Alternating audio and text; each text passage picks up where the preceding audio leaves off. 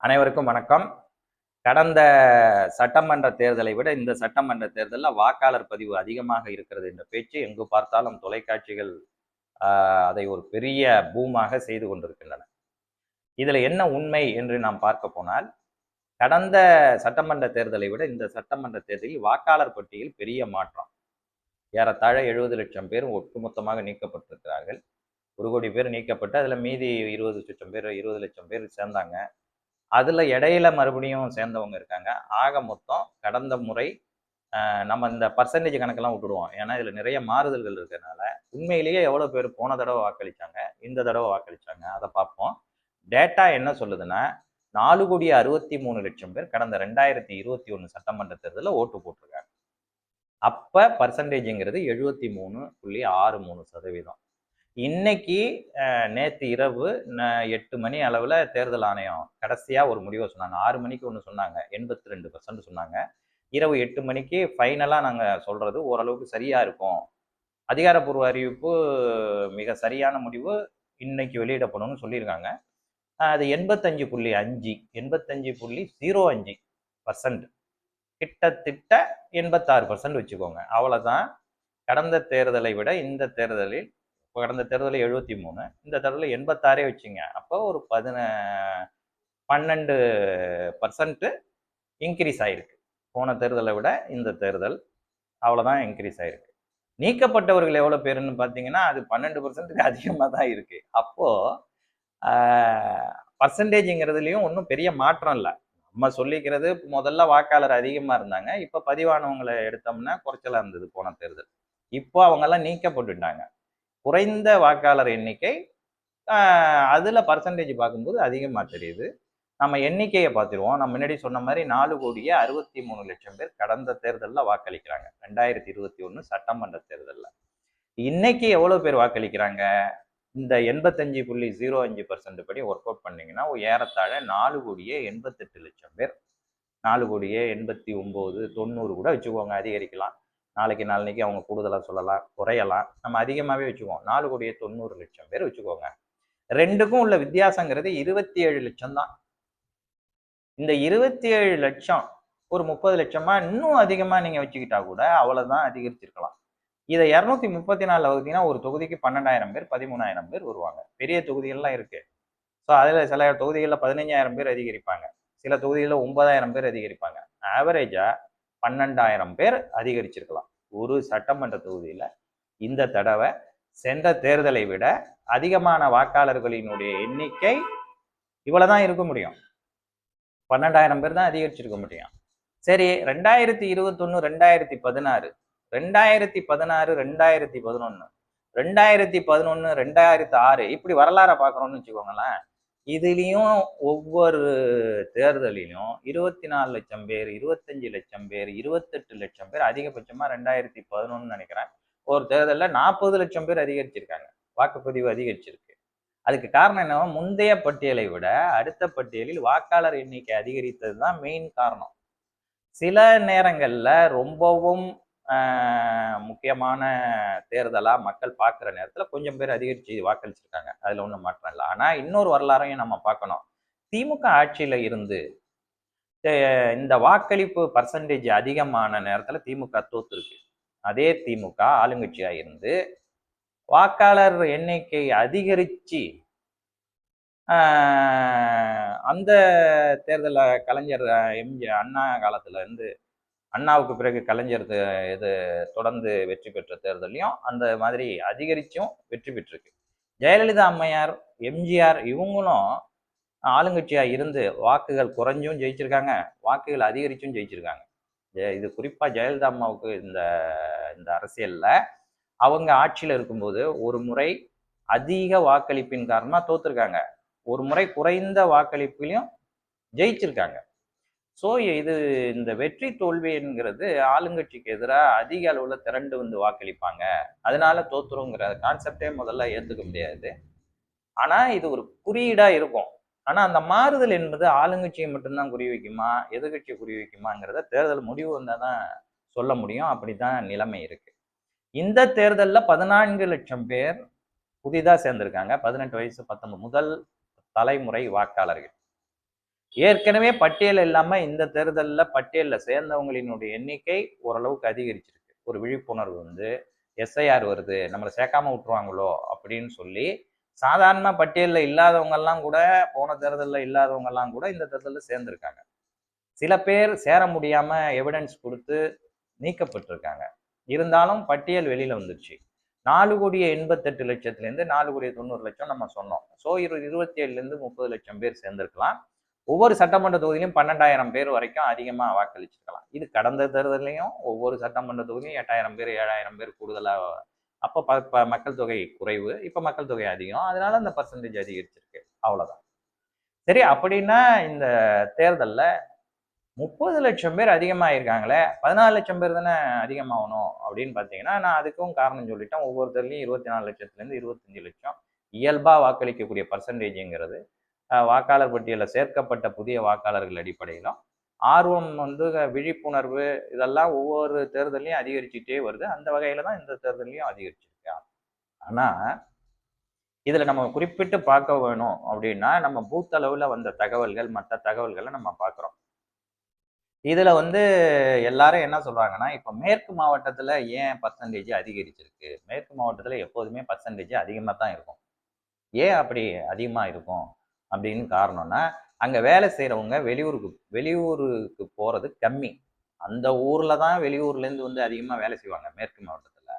ஆனா அந்த ஊருக்காரவங்க வெளியூர்ல போய் தொழிலாளரா வேலை செய்யறதுங்கிறது, வெளிப்படையா சொன்னா கொங்கு வெள்ளாளர் சமூகம், தெலுங்கு செட்டியார் சமூகம், நாயுடு நாயக்கர் சமூகம், இந்த மாதிரியான ஒக்கலிக கவுடர், இப்படியான சமூகங்கள் வெளியூர்ல போய் வேலை செய்யறதுங்கிறது ரொம்ப குறைவு.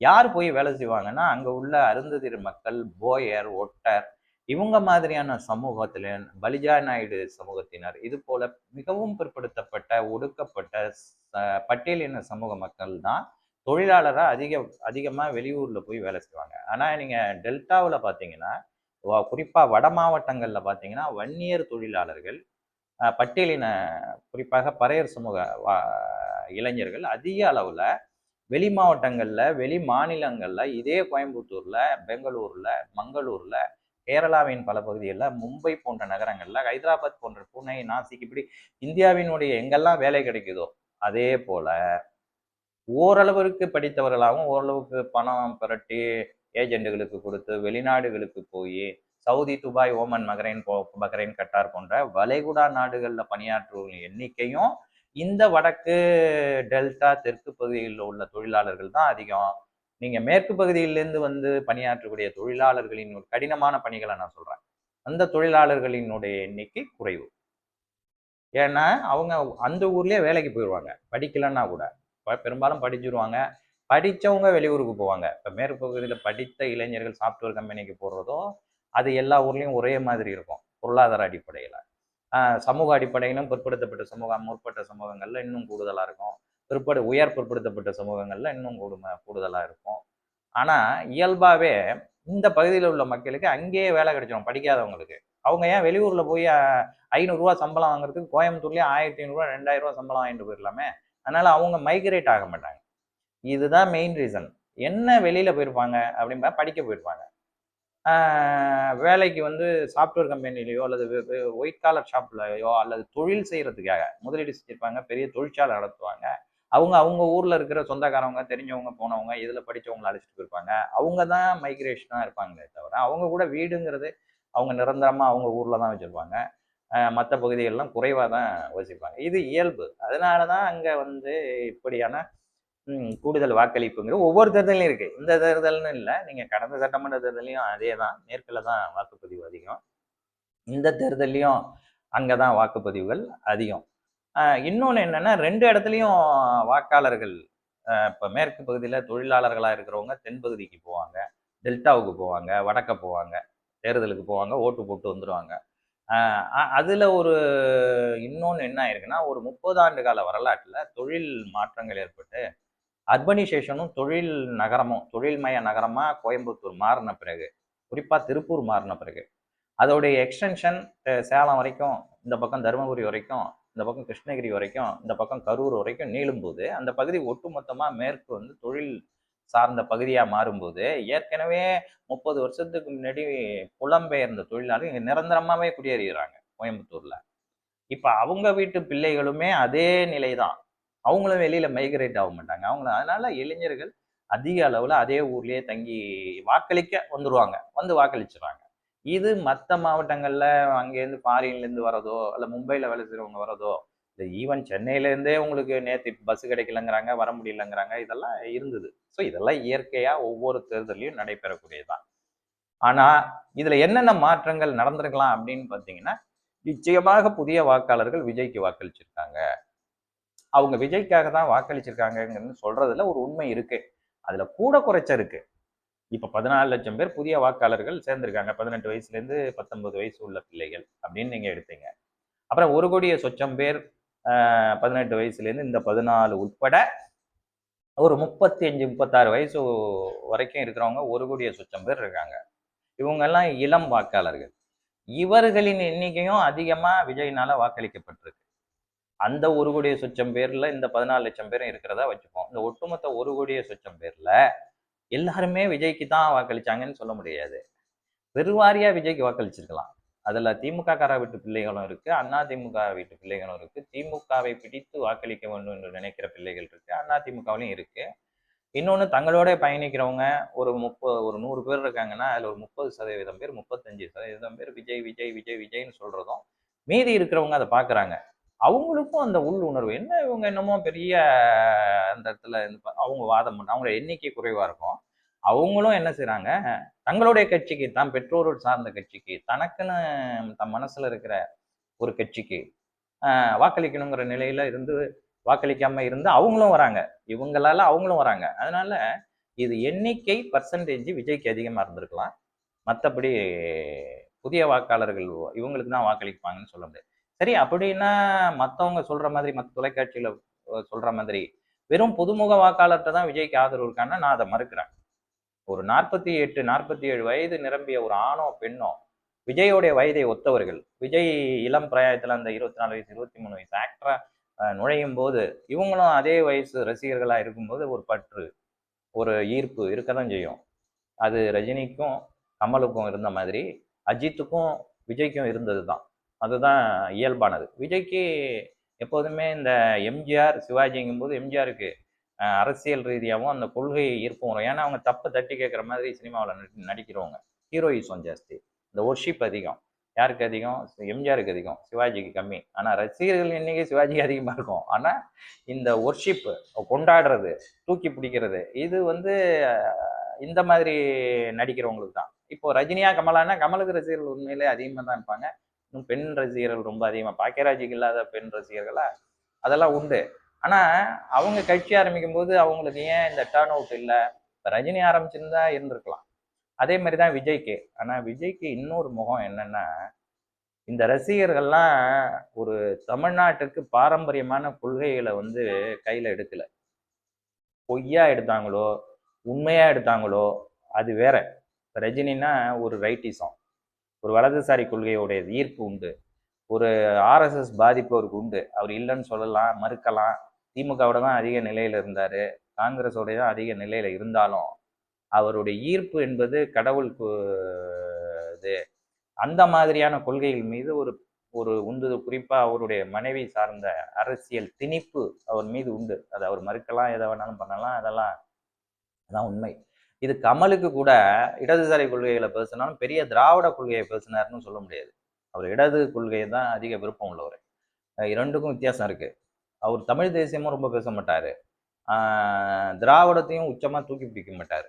அவரு மாநில நலன்கள், மத்திய அரசு இருக்கிறது போறது, கடவுள் மறுப்பு இதுல வேணா தீவிரமா இருந்திருக்கக்கூடிய ஒரு நடிகரா இருந்திருக்கலாம். ஸோ எனவே 2 பேருமே ஒண்ணுதான் கிட்டத்தட்ட. ரஜினி வேற மாதிரி, இவர் ஒரு மாதிரி தன்னை வெளிப்படுத்திக்கிறதுல. மற்றபடி 2 பேரும் ஒரே மாதிரியானவங்க தான். ஆனா எம்ஜிஆர் திராவிட முன்னேற்ற கழக கொள்கையை தூக்கி பிடித்தவர். ஜெயலலிதா என்ற நடிகை திராவிட கொள்கையை தூக்கி பிடித்தவர். அந்த நிலையில விஜயும் அதை தான் செஞ்சார். அதை வந்து அவர் பொய்யா செஞ்சாரு. பாரதிய ஜனதாவுக்கு பெரிய எதிர்ப்பை காட்டலைங்கிறத விட அந்த அவர் எடுத்துக்கொண்டது, அவர் பேசியது இதெல்லாம் இயல்பா திமுக அண்ணா திமுக பேசுறது. அது கூட இந்த இளைஞர்கள் மத்தியில அப்படி என்ன இவர் குறைச்சி பேசிட்டாரு? இவரும் அதே தானே சொல்றாரு. இங்க திமுக காரவங்கள எங்களுக்கு பிடிக்கல, அண்ணா திமுக காரவங்கள பிடிக்கல. அவரும் அதே கொள்கையை தான் சொல்றாரு. ஒரு மாற்றம் கொடுப்போமே என்று சிந்தித்தவர்கள் வெறும் இளைஞர்கள் மட்டும் இல்ல. எல்லா தரப்பு வயது உடையவர்களும் சிந்திச்சிருக்காங்க. அவங்களும் வாக்களிச்சிருக்காங்க. ஆனா அந்த எண்ணிக்கை தொலைக்காட்சிகள்ல சொல்ற மாதிரி, மத்ததுல சொல்ற மாதிரி இருக்கா? எப்படின்னு பார்த்தா, இருந்திருக்கலாம், இல்லாமலும் இருக்கலாம். ஆனால் இவர்களினுடைய தாக்கம் என்பது திமுகவுடைய வாக்க பிரிச்சிருக்கா? அண்ணா திமுகவுடைய வாக்க பிரிச்சிருக்கா? அதை நாம் அடுத்த காணொளியில பார்ப்போம். நன்றி, வணக்கம்.